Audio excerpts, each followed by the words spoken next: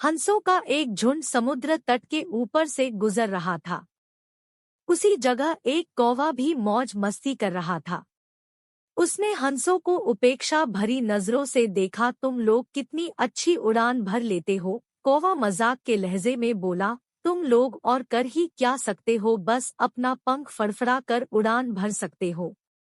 क्या तुम मेरी तरह फुर्ती से उड़ सकते हो?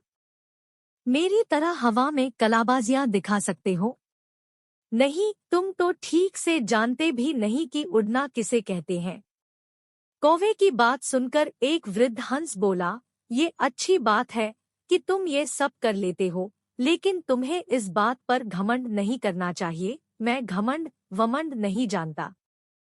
अगर तुम में से कोई भी मेरा मुकाबला कर सकत है तो सामने आए और मुझे हरा कर दिखाए। एक युवा नर हंस ने कौवे की चुनौती स्वीकार कर ली। यह तय हुआ कि प्रतियोगिता 2 चरणों में होगी। पहले चरण में कौवा अपने करतब दिखाएगा और हंस को भी वही करके दिखाना होगा, और दूसरे चरण में कौवे को हंस के करतब दोहराने होंगे। प्रतियोगिता शुरू हुई। पहले चरण की शुरुआत कौवे ने की और एक से बढ़कर एक कलाबाजियां दिखाने लगा। वह कभी गोल गोल चक्कर खाता तो कभी जमीन छूते हुए ऊपर उड़ जाता।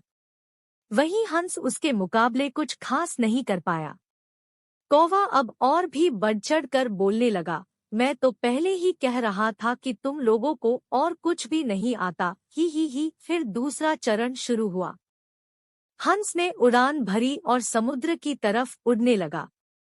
कौवा भी उसके पीछे हो लिया। ये कौन सा कमाल दिखा रहे हो, भला सीधे सीधे उड़ना भी कोई चुनौती है? सच में तुम मूर्ख हो, कौवा बोला। पर हंस ने कोई जवाब नहीं दिया और चुपचाप उड़ता रहा।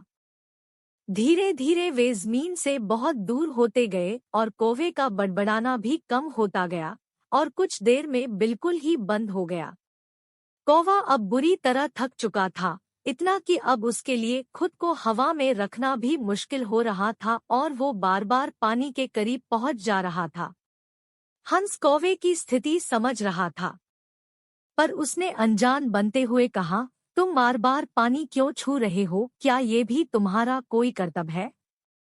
नहीं, कौवा बोला, मुझे माफ कर दो, मैं अब बिल्कुल थक चुका हूँ और यदि तुमने मेरी मदद नहीं की तो मैं यही दम तोड़ दूंगा। मुझे बचा लो, मैं कभी घमंड नहीं दिखाऊंगा। हंस को कौवे पर दया आ गई। उसने सोचा कि चलो, कौवा सबक तो सीख ही चुका है, अब उसकी जान बचाना ही ठीक होगा, और वह कौवे को अपने पीठ पर बैठाकर जमीन पर लौट आया। सीख।